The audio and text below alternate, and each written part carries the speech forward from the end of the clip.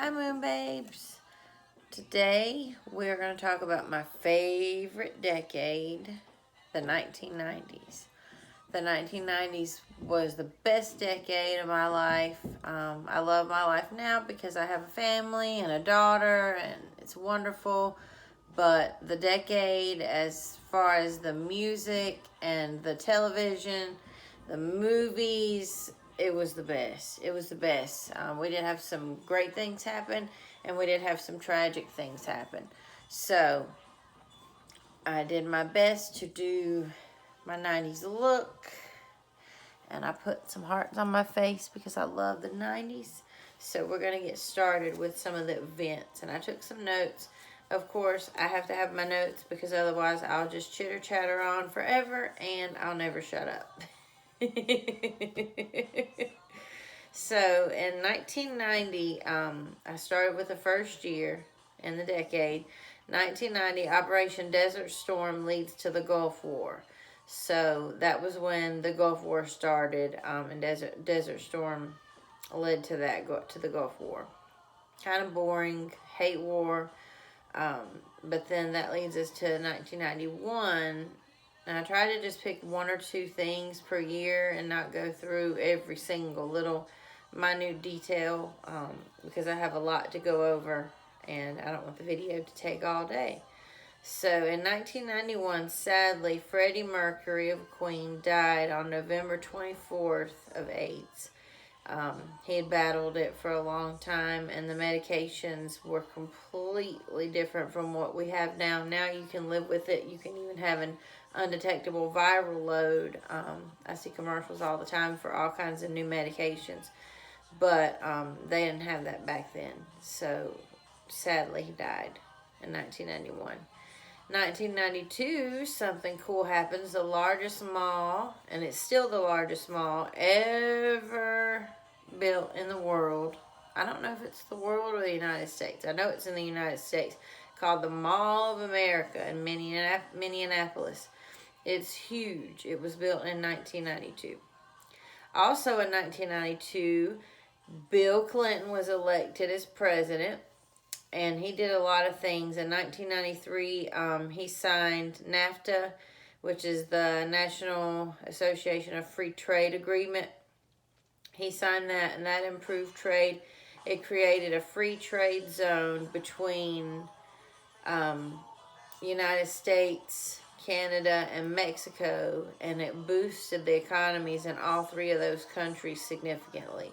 And that boom really took off around 1998. So he was a good president. He did some things that we'll talk about further along in the 90s, but he was a good president overall. I think he was. I don't have any problems with him.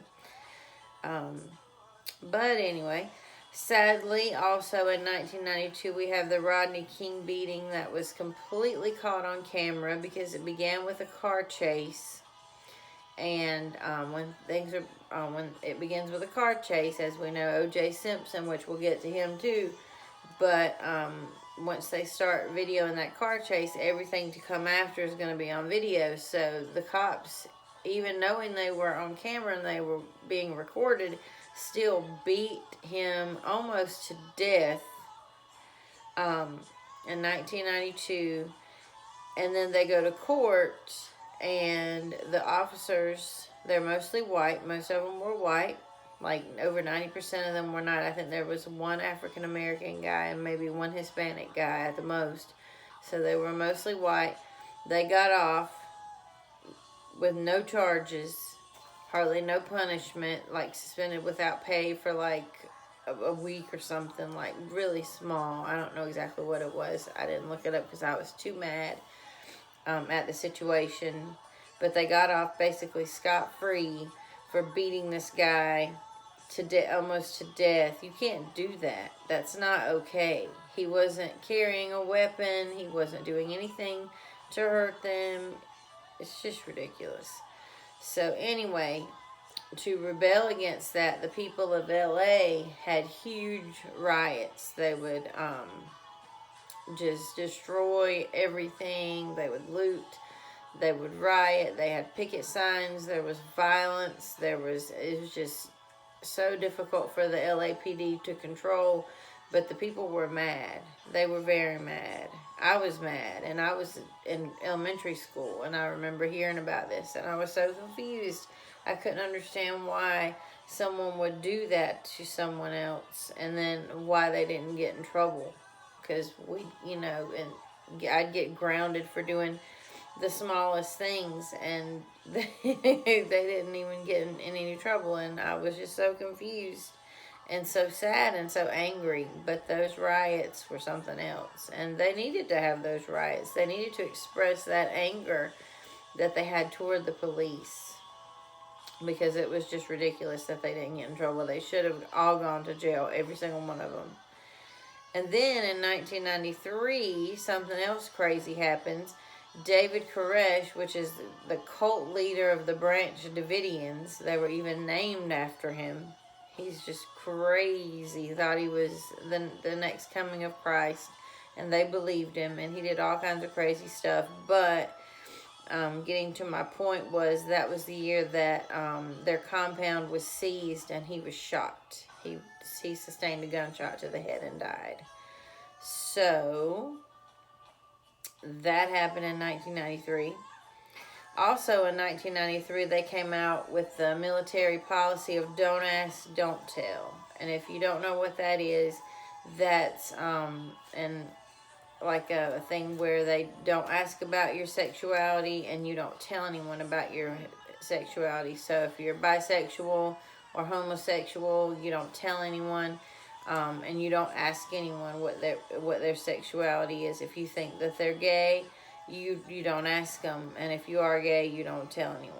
So that was when they came out with that, thinking that would help, but it ended up leading to a lot of riots and a lot of issues, because in a way it creates inequality, and that's not okay.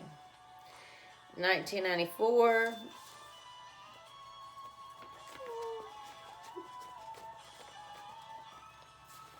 I didn't prepare myself, y'all. April 5th, 94, we lose Kurt Cobain to suicide.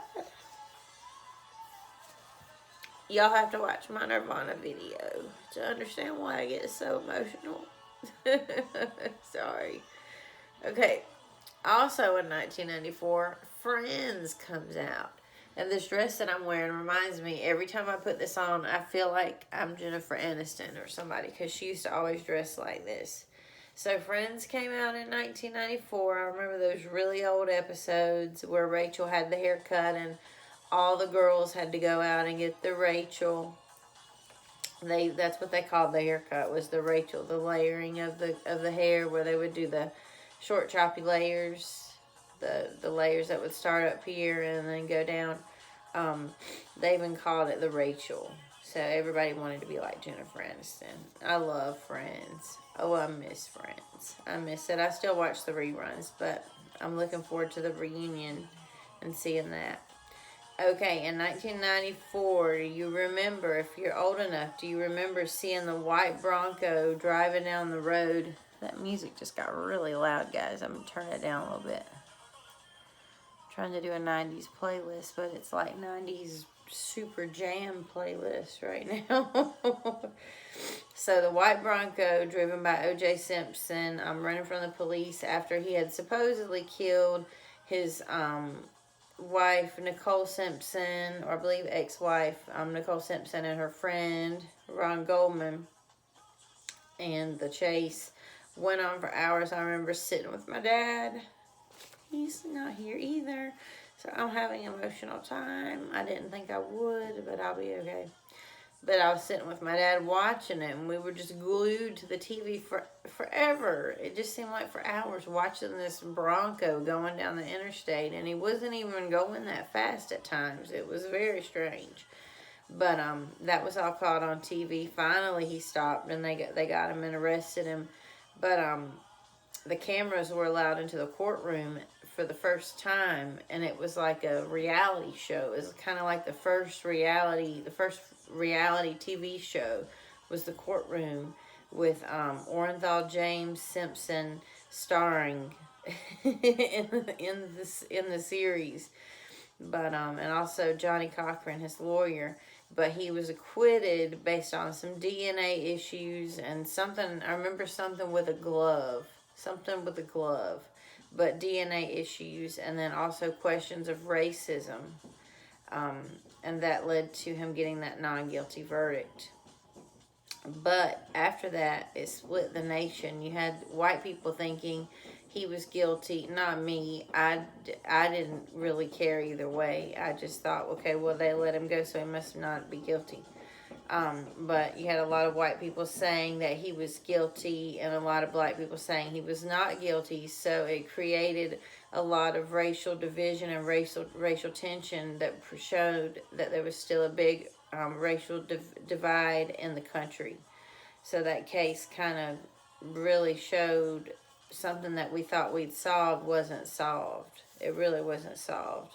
After the Rodney King thing, the racial tension seemed to die down afterwards, and he said that he coined the phrase, "Can't we all just get along?" And people try to do that, out of respect for him, if nothing else. But that kind of went out the window after the OJ thing because people were so divided about it. So tragedy strikes in 1995 with the Oklahoma City bombing. It was the first real terroristic act in the U.S. On U.S. soil by someone from the U.S. I'm not going to say the names of any of these people who did these horrible things. I'm just going to say they bombed the Oklahoma Federal Building because they had some type of disagreement with something that they were doing that they didn't like, which is stupid. What good does that do to blow up a building? So the bombing killed 168 people, including 19 children, and injured more than 500 people. It's so sad. Just because some idiots had some issue with something. People can be nuts, guys. People can be nuts. They need to go to a psychiatrist instead of going to learn how to make a bomb. So then sadness and tragedy strikes again in 96 with Tupac Shakur shot and killed. And that's sad for me. I remember that day. It was really sad. I heard it on the radio and they said Tupac Shakur has been pronounced dead, but that wasn't the first time he'd been shot. He'd been shot several times before and pulled through, so it was so surreal hearing that he had been killed. And then a year later, Biggie Smalls was shot and killed. The Notorious B.I.G. was shot and killed. And the two, they think, were somehow related. There's, of course, the big Tupac Biggie conspiracy theory, and nobody knows for sure who shot who. They just don't know. Those are still cases that are open. They're trying to figure out who shot who. There's lots of theories. You can watch, there's a Netflix documentary that's really good. You can watch, there's movies out about it. So many conspiracy theories on what happened. There's just so many different points of view. Okay, in 1998, Bill Clinton decides that he's going to befriend White House intern Monica Lewinsky in a sexual manner. He denied it, and eventually he finally said that he did have a relationship with her. I'm not going to say what they did because I don't try to get, dirty on my channel. Try to watch what I say on my channel. But, he admitted to doing certain things with her, certain acts, and it led to impeachment and obstruction of justice charges, but he was acquitted from the charges because of a big Democratic support. So he had all the Democrats supporting him and saying that he didn't need to be impeached and that he certainly didn't need to go to jail just for having an affair. So he was still president and he was free to do what he wanted to do, and I don't believe she worked there anymore, but she went on to get to become quite famous, she was on all kinds of shows and doing all kinds of interviews. I think she may have even written a book or something. But then tragedy strikes again. There's so much tragedy in the 90s. I always thought of the 90s as such a happy, wonderful time. And then when I was looking up some things and just making sure I had something to talk about for every year, I was reminded of how much tragedy happened, which of course I knew the Kurt thing and the Tupac thing and the Biggie thing. And, I've heard of all this stuff. But when you just think about it all condensed into one decade, it was really a traumatic decade. Even though I think it was the greatest decade, which every decade's full of some kind of crap. So in 1999, Columbine happened. Columbine High School. 12 students were killed and 1 teacher. 24 people were injured. It would have been more, but their bomb didn't detonate. The 2 psychopaths that killed the students and the teacher, their bomb didn't detonate. So thank goodness there were many lives that were saved. In 1999, the internet blew up. Stores like Amazon were popping up all over the place. And then Y2K happened. And then I hear my daughter, and I'm going to be right back to talk about Y2K, guys. Be right back, Moon Babes. All right, guys. Mom life. Woo! Okay, now, talking about Y2K. So, I remember it like it was yesterday. They thought that since the computer codes had been entered, all the years for everything had been entered, 1999, they had all been entered by the last 2 digits, that when it reset to 00, that everything was going to crash and the power was going to go out and the computer systems were going to shut down. The banks were going to lose all their information. They started backing everything up. It was crazy. It was a crazy time. And I remember I was so happy when that clock struck 12:01 on New Year's Eve of 2000. I can remember it just crystal clear. Nothing happened.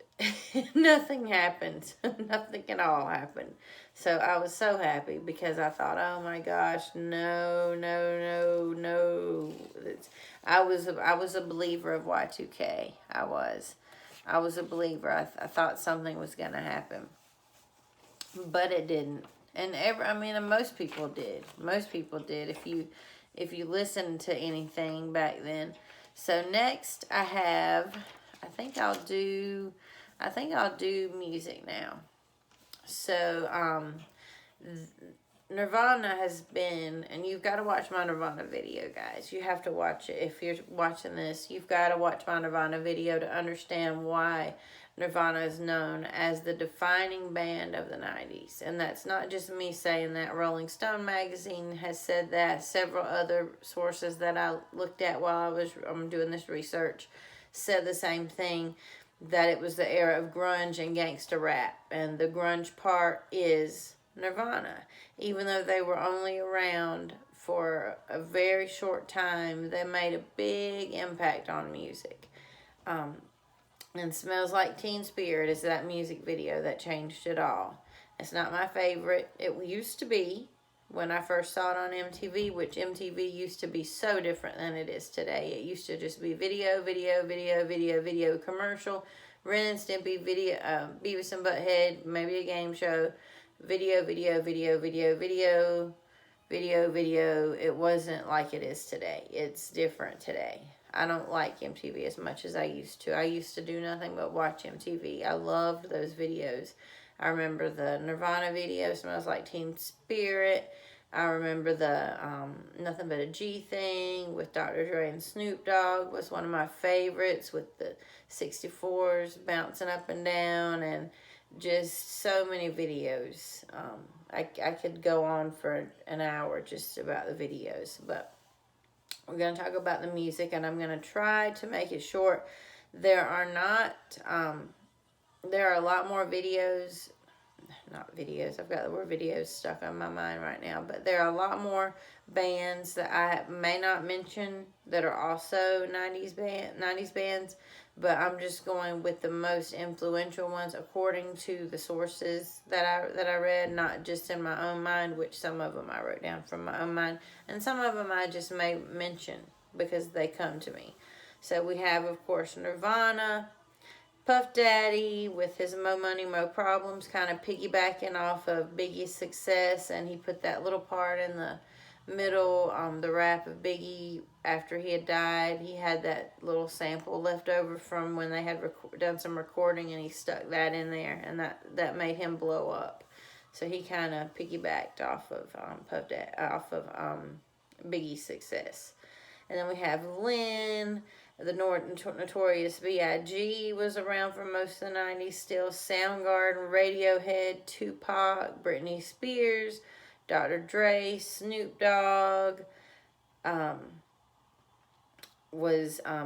Dre and Snoop Dogg were actually referred to as the launch of the G-Funk era, the Gangsta Funk era, taking the the old funky music from the 70s and then making it into gangster rap songs.